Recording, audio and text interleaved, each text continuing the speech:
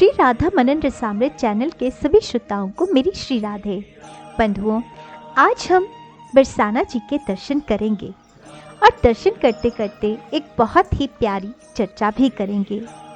ये बड़ा ही प्यारा प्रश्न है जो मेरे ही एक व्यूअर ने पूछा है। उन्होंने पूछा है, भगवान की अनुभूति कैसे कर सकते हैं और इसके लिए क्या सबसे ज़्यादा सहायक है, यानी ज़रूरी है, और इसमें क्या बाधा खड़ी हो सकती है। तो इस प्रश्न का उत्तर मैं देने की कोशिश करूंगी, जैसा मैंने अपने जीवन में अनुभव किया है, जैसा मैंने शास्त्रों में पढ़ा है, जैसा मैंने और संतों से सुना है, उसी के आधार पर मैं आपको इस प्रश्न का उत्तर दूंगी। तो भगवान की अनुभूति करने के लिए सबसे ज़्यादा सहायक और सबसे ज़्यादा ज़रूरी है भगवान में स्थिर मति होना। लेकिन ऐसा बुद्धि योग भगवान की कृपा से ही प्राप्त होता है। ये मानव के अपने बस की बात नहीं है।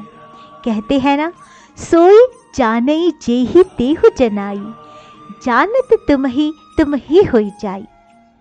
अपनी अनुभूति भगवान अपनी कृपा से ही कराते हैं। ये बात कहने में तो बहुत ही साधारण सी लगती है, लेकिन इस बात में बहुत ही गूढ़ रहस्य छुपा हुआ है जो हमारी रोज़मर्रा की जिंदगी से जुड़ा हुआ है। अक्सर लोग किसी संत को या अपने ही गुरु में भगवान देखने का दावा करते हैं, लेकिन ईमानदारी से देखा जाए तो वो मान लेते हैं लेकिन जानते नहीं हैं, क्योंकि जिसने सिर्फ माना हुआ है वो तभी तक है जब तक उन्हें संत से या उस गुरु से मान मिल रहा है, जब तक उन्हें खुश करने के लिए कुछ काम किया जा रहा है। जैसे ही उन संत ने या उन गुरु ने किसी और को भी मान दिया, कोई बात नहीं मानी, नाराज हो गए, सरा डांट दिया, कठोरता से बात कर ली, लोगों का मानना खत्म हो जाता है। फिर संत के अंदर से भगवान चले जाते हैं और फिर शुरू हो जाता है कस्में वादे, प्यार वफा सब वादे हैं, वादों का क्या। ना संत में स्थिर बुद्धि रही, ना उनके अंदर वाले भगवान में। कुछ तो बदल लेते हैं और कुछ बदला लेते हैं। जहाँ व्यवहार है, प्रेम है ही नहीं, भक्ति है ही नहीं, वहाँ भगवत अनुभूति कैसे होगी। लेकिन जिसे भगवान ने जना दिया तो फिर हर तरफ वही नजर आता है। अमरीश जी को गधे में नजर आया, नामदेव जी को स्वान में नजर आया, मीरा को जहर में और प्रहलाद जी को अग्नि में। तो सबसे जरूरी है भगवान में मति का स्थिर होना, और भगवान अपनी कृपा से यदि स्वयं में हमारी मति को स्थिर कर चुके हैं तो ऐसे संग से दूर रहना जिससे कहीं फिर से मति अस्थिर ना हो जाए। भगवान की अनुभूति में सबसे बड़ी बाधा है अहंकार से उत्पन्न हुई भेद बुद्धि, जो कि अस्थिर बुद्धि को जन्म देती है। जैसे कि गोपियों ने अहंकार के कारण रास में भेद बुद्धिवश स्वयं को बाकी नारियों से ही नहीं बल्कि अपने भाग्य को सांवरे की कृपा से भी श्रेष्ठ समझा, यानी उनकी बुद्धि भगवान में स्थिर ना रहकर अपने सौभाग्य में उलझ गई। उसी अभिमान के कारण सांवरे छुप गए।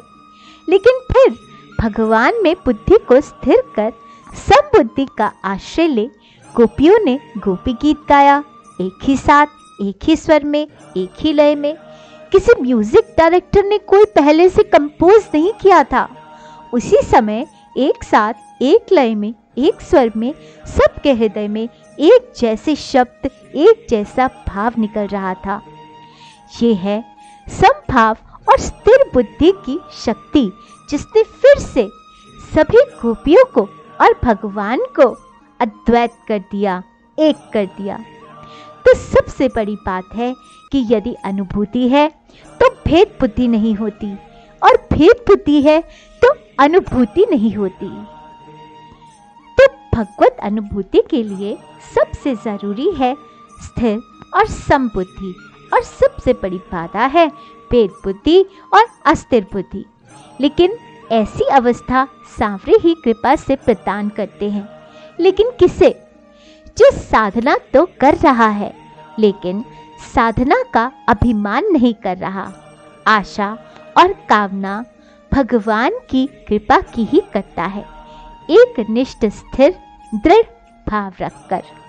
तो आशा है मेरा उत्तर आपको संतुष्ट करेगा, आपको समझ में आ गया होगा कि मैं क्या कहना चाहती हूँ। तो इस पर ज़रूर मनन कीजिएगा। तो आज इतना ही। फिर अगर आपके मन में कोई प्रश्न है तो आप मुझसे पूछ सकते हैं। मेरी वीडियो को लाइक कीजिए, शेयर कीजिए, कमेंट में आपको कोई भी क्वेश्चन है आप पूछ लीजिए, और मेरे चैनल को सब्सक्राइब कीजिए, बेल आइकन को प्रेस कर लीजिए ताकि आने वाली सभी वीडियोस आप तक पहुंच सकें। और मुझे उम्मीद है कि चर्चा करते करते आपने बरसाना धाम के बहुत ही प्यारे दर्शन किए होंगे। तो अगली वीडियो तक श्री राधे।